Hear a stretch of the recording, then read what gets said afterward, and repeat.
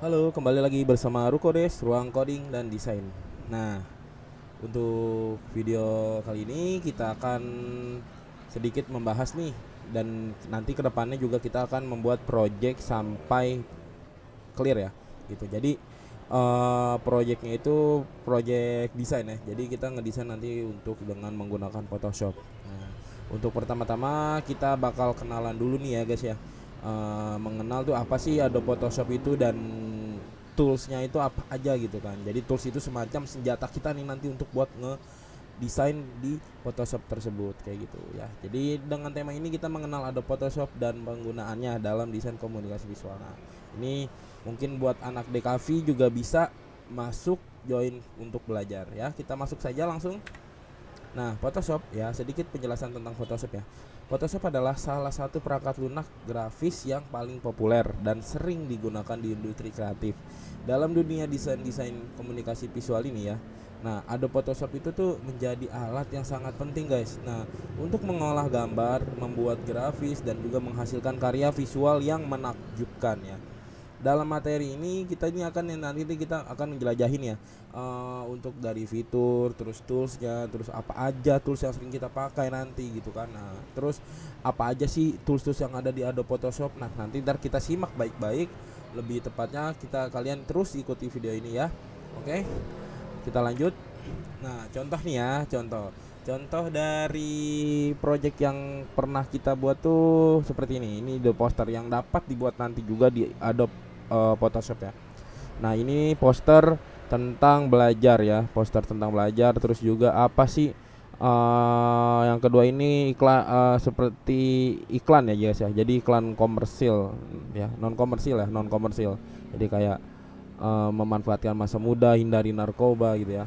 Nah, itu banyak ya. Itu kalau untuk komersil tuh biasanya untuk kebutuhan hasil yang berbasis iklan penjualan gitu ya, gitu.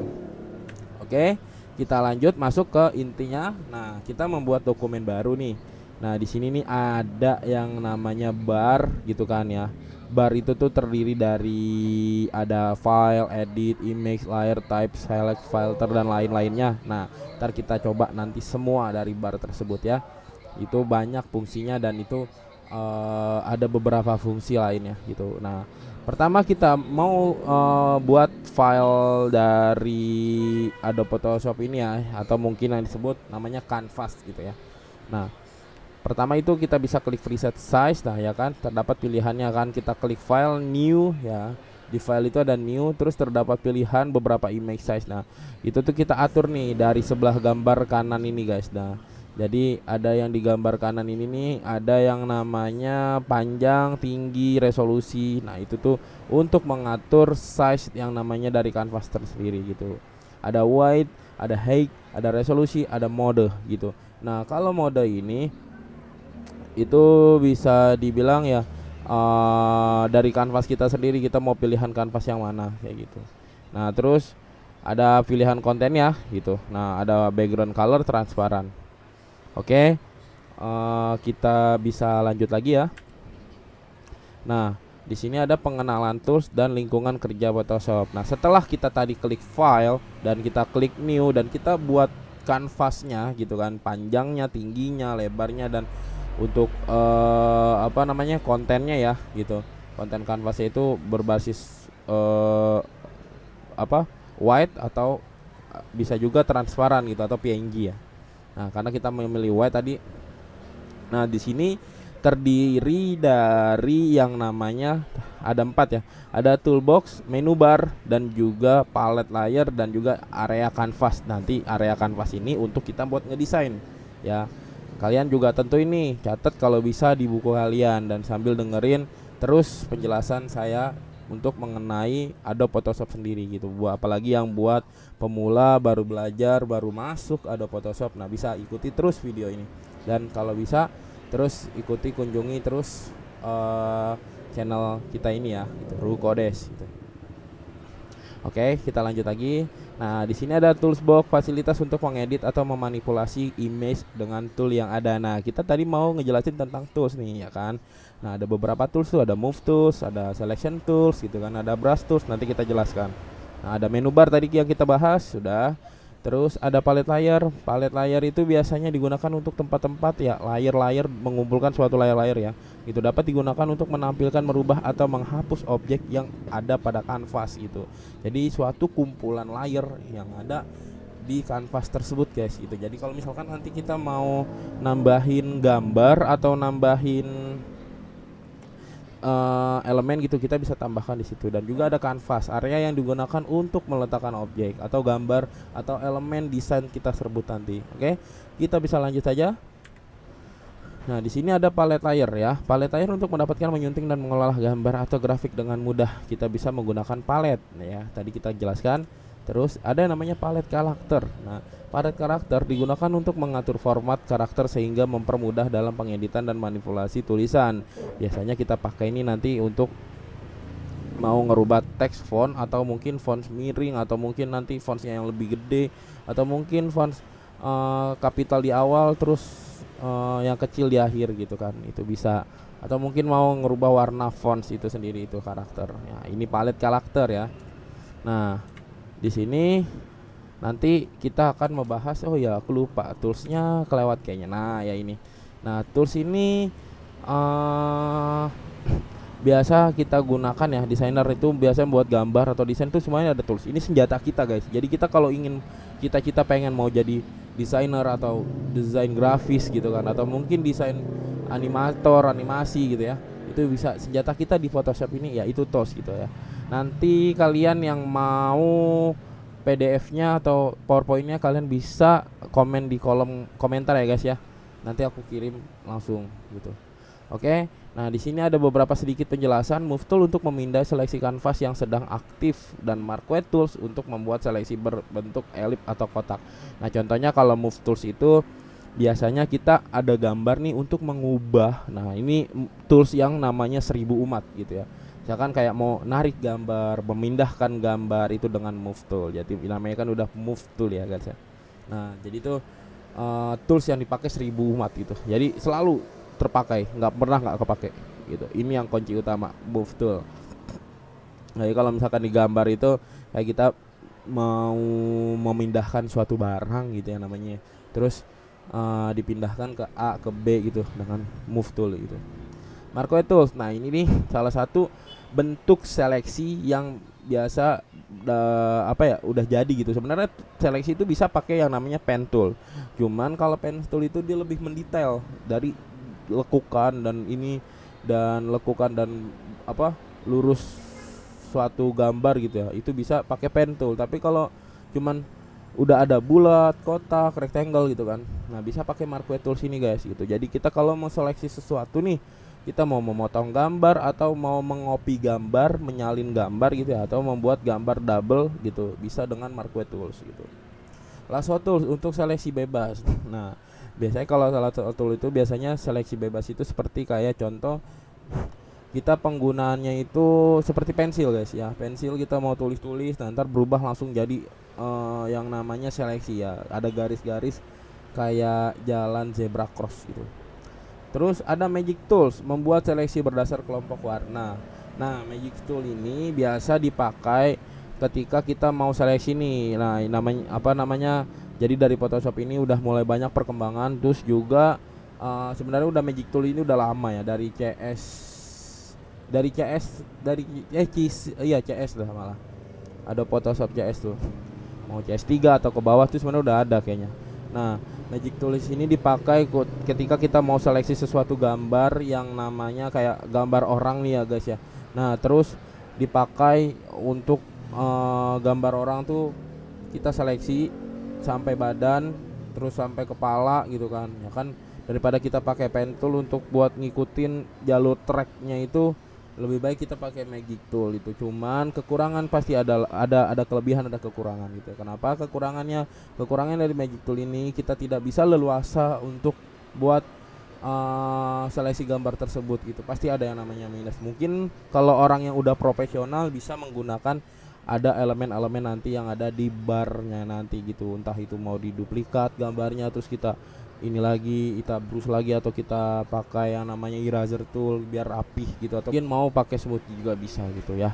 Nah, terus juga ada crop tool biasa memotong gambar. Terus slice tool untuk membuat objek gambar menjadi terpisah-pisah ya.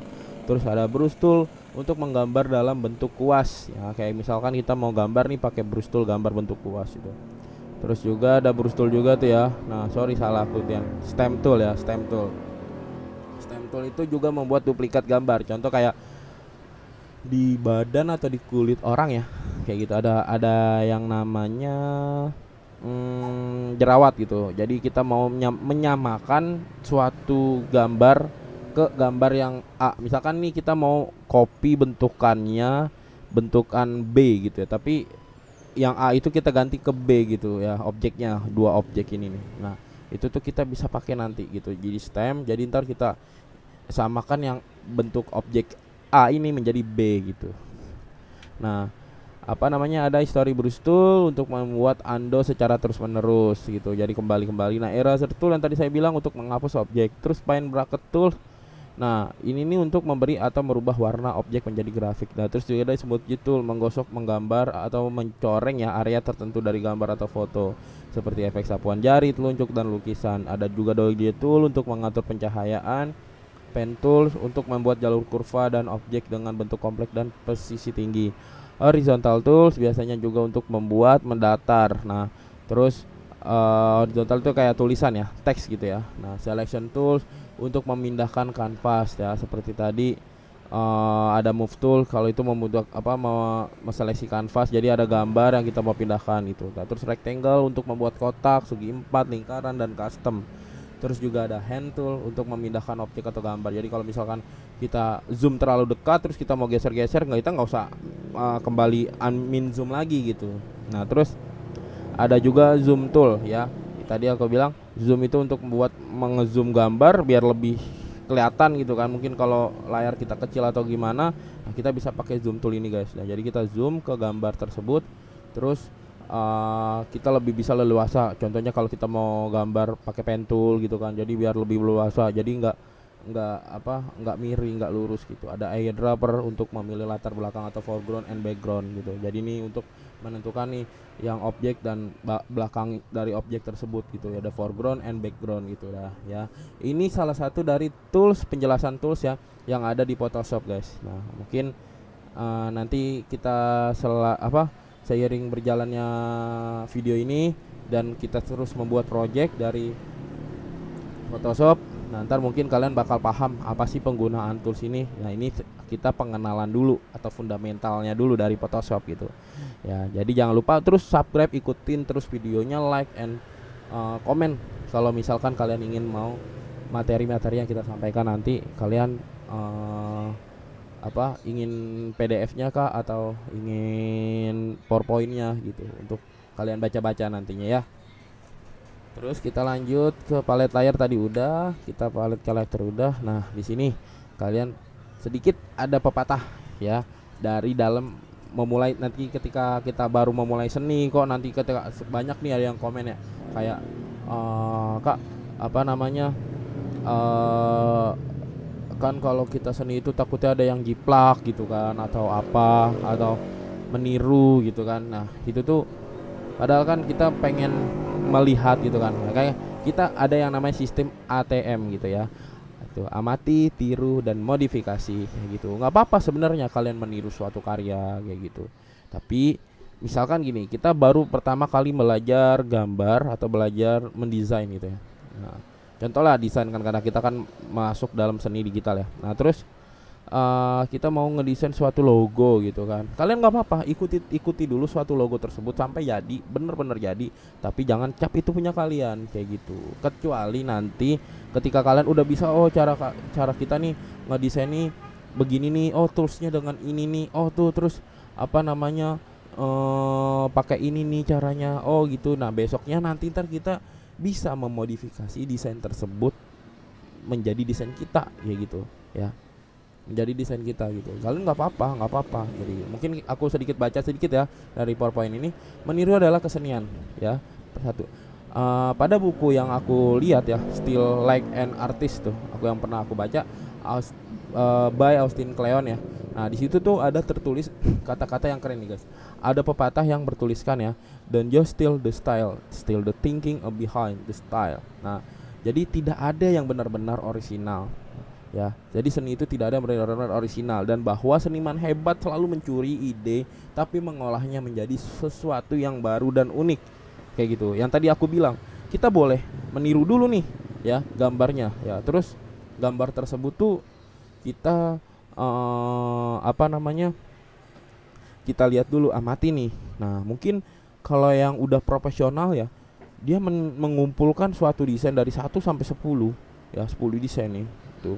Terus mereka analisis lagi gambar tersebut dan menjadi satu hasil desain mereka gitu ya. Jadi gitu, hasil ide mereka dari 10 gambar yang mereka lihat kayak gitu. Makanya saran aku, ketika kalian nanti baru mau belajar dunia digital atau belajar Photoshop atau baru belajar yang namanya seni gitu ya, nggak apa-apa, is okay. Kalian mau nongkrong, yang penting saran aku gitu ya, ketika kita nongkrong atau kita jalan, apa kita suka makan di tempat-tempat kafe atau tempat-tempat yang banyak seninya gitu kan. Sebenarnya seni juga udah hampir banyak ya. Nah gitu, kalian sembari nongkrong tuh biasanya kita suka yang namanya melihat ide-ide nih, oh dari gambar tersebut nih, oh dia begini nih, desainnya lebih ke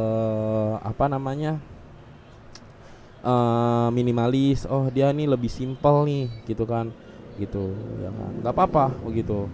Tapi tetap kalian jangan sampai ketika kalian jangan sampai langsung jiplak semua seni dari orang tersebut atau seni dari referensi, anggap itu referensi kita ya guys ya gitu. Jadi kalian nggak masalah kalau kalian mau lihat atau itu, kalian semua pasti butuh referensi gitu.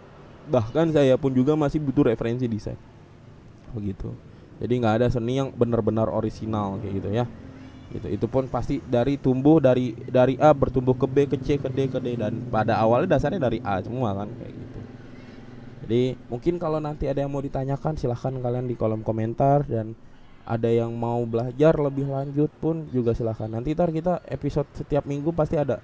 Jadi setiap minggu tuh aku biasa sering upload 2 video guys gitu. Jadi terus ikuti channel ini dan subscribe, dan juga share ya jika ada teman-teman kalian yang mau belajar bareng kita gitu. Jadi ini komunitas yang aku buat untuk kita buat belajar bareng gitu. Oke. Jangan lupa like ya. Oke. Nah, mungkin dari aku sih segitu. Nanti kalau ada yang mau ditanyakan silahkan langsung di kolom komentar gitu. Paling nanti untuk lanjutannya di minggu depan atau hari Jumat gitu. Oke.